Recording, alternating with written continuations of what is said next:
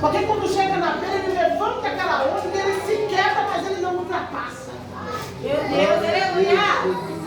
Por isso Jacó chamou seu filho Rubem de impetuoso como as águas. Tem gente que não tem limite.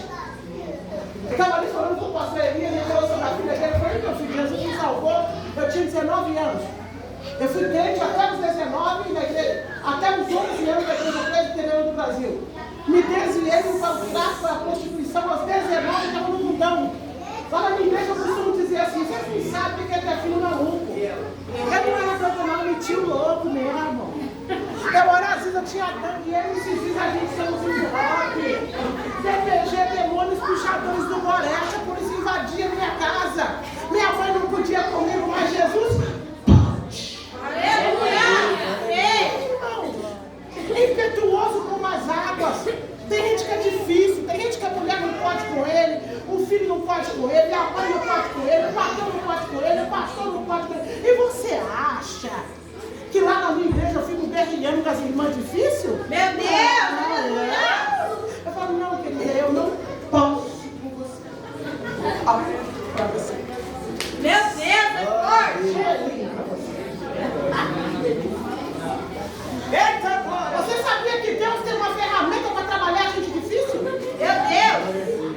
Eu costumo dizer para as pessoas, quando eu me defino como um ser humano, eu me defino como um ser humano altamente soberbo e altivo. Para que eu seja humilde, se faz necessário que eu saia da minha natureza e reconheça que eu não estou abafando. Eita! Por isso que volta e meia Jesus rala a minha cara no chão. Já quieta, negona. Fica aí. Meu Deus! Mas tem gente que ninguém pode com ele. É igual aquela plantinha, comigo ninguém pode. A mulher não pode, a mãe não pode, o pai não pode, mas Jesus pode. E Jesus arrumou uma forma de me quebrar. Vai te quebrar também, fica tranquilo. Porque às vezes é mediante situações tão pequenas. Nossa vida podia ser melhor, irmão. Vai pra mim aqui. É a gente que complica. Sabe qual é o problema das pessoas? Falta ser generoso. Você não precisa ser generoso para reconhecer que você tem uma boa esposa, que você tem um bom marido, que você tem um bom filho, que você tem uma boa mãe, que você tem um bom pai. Você precisa ser generoso para reconhecer as pessoas que Deus colocou na sua vida. O problema é que você já decidiu. Meu marido não presta, minha esposa não presta, meu filho não presta, meu pai não presta, minha mãe não presta, meu patrão não presta, meu pastor não presta. Só que é uma jogada. Porque se você confessar que você tem um bom marido, que você tem uma boa esposa, que você tem um bom pai, que você tem uma boa mãe, que você tem um bom filho, você vai ter que mudar. Aleluia! Eu tenho que ser um ser humano melhor. Então a jogada é o seguinte, ninguém presta, eu não preciso mudar. Só que a vida passa.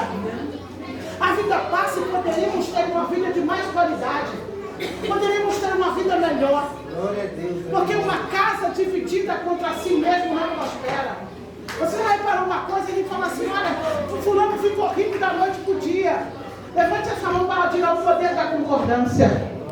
Está forte o poder da concordância. Poder da concordância. E livro de Gênesis capítulo 11, estou terminando a mensagem. Livro de Gênesis capítulo 11 fala assim, olha, eis que agora os homens são um só, eles falam uma mesma língua, e não haverá impedimento para nada do que eles fizerem. Levante a sua mão para dizer, quando uma casa anda em concordância, ninguém pode com essa família. Você vai assistir a televisão, tem lá um seriado lá, um reality show de um homem que faz bolo chamado Bolo de Balaça, acho que passou até na Record. Aí você fala, nossa, como essa família prosperou fazendo bolo, não tem nada a ver com bolo. O pai dele fazia bolo, a mãe dele fazia bolo, ele faz bolo, a mulher dele faz bolo, a irmã dele faz bolo, casou com um cara que faz bolo, tem um filho que faz bolo, ou seja, eles querem a mesma coisa. Aleluia, Deus! Fato esse que você olha para o Rio de Janeiro, mas sabe que você percebe? Como eles conseguem fazer uma festa daquela? Porque eles estão em concordância. Mas na sua casa não. Vamos abrir uma empresa, coxinha, calcinha, ó. Não conseguem concordar em nada. O marido e a mulher são adversários uns dos outros. A bênção dele é a derrota dela, a derrota dele é a bênção dele. Vocês não conseguem se concordar. E o diabo já sabe que quando a sua família andar em concordância, você vai arrebentar.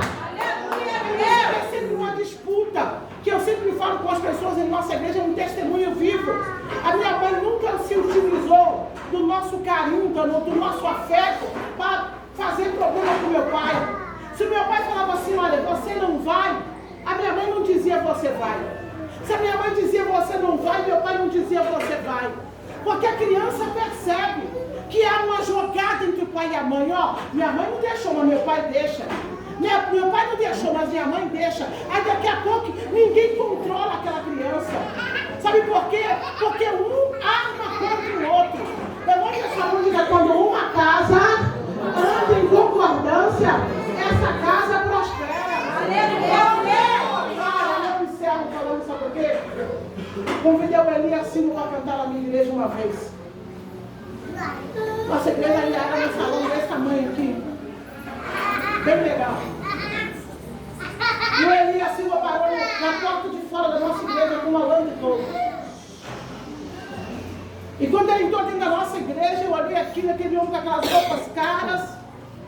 Eu olhei aquilo, ele cantou, tinha lá uma meia dúzia de crente. Chamei a pastora Vera, que era tesoureira na época, e a Graziela, missionária da nossa igreja. Falei assim, olha, pega esse envelope da oferta aqui, que eu tinha oferta separada antes para dar para ele. Concorda comigo que ele não vai aceitar esse dinheiro. Meu Deus! Aí a Grazi falou, não, bicho, misericórdia. Eu falei, não, minha filha, eu não quero que você não pagou na porta da igreja.